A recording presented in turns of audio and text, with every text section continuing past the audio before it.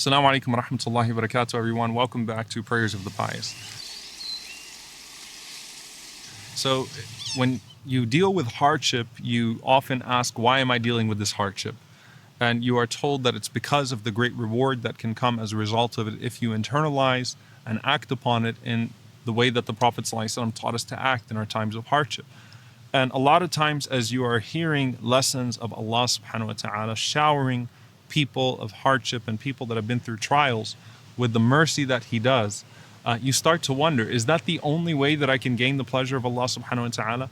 Like the hadith of the Prophet ﷺ, that verily He tests those whom He loves. So can I only attain the love of Allah subhanahu wa ta'ala through severe trial and severe test? And this is a sentiment that would even be in the hereafter, that the Prophet, peace be upon him, said that when Ahlul Afiyah, people who were generally spared from hardship in this life, see the reward of those who were generally tested in this life, Ahlul Bala. So Ahlul Afiyah are the people that were spared, and Ahlul Bala, the people that were tested. When they see the way that Allah is rewarding the people that were tested, they would wish to be sent back to this world so that they could cut their skins, because Allah is the one who's consoling and who's comforting, and Allah is the one who is allotting just this immense reward for the struggles of the righteous. So the question is again, is there any way for me to attain this high position with Allah subhanahu wa ta'ala without going through severe hardship?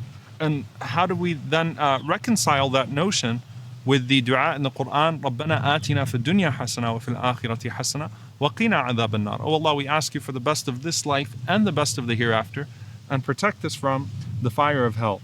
So I found this very beautiful dua from Selam ibn Mute'nin, radiyallahu ta'ala anhu. Selam ibn Mute'nin was heard making this supplication. He said, Allahumma in kunta balaghta ahadan min ibadika salihina darajatan bi bala'in faballighniha bil afiyah.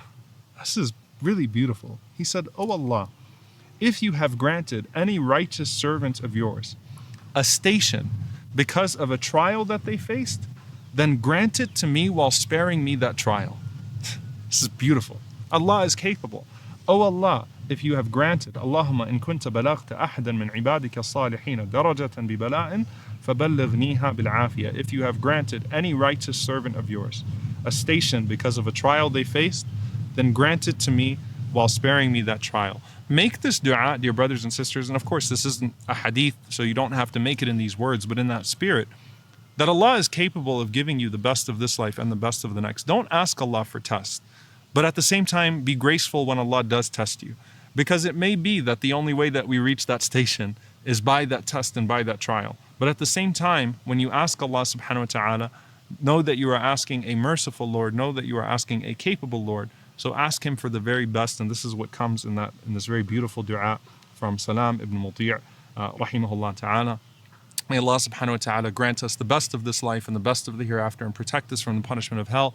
May Allah subhanahu wa ta'ala grant us the highest station of seekers, and the highest station of the patient, and the highest station of the grateful, without putting us through the trials that could potentially compromise that patience and allow us to lose out on that reward. Allahumma ameen. Jazakumullahu khairan. Wassalamu alaikum wa rahmatullahi wa barakatuh.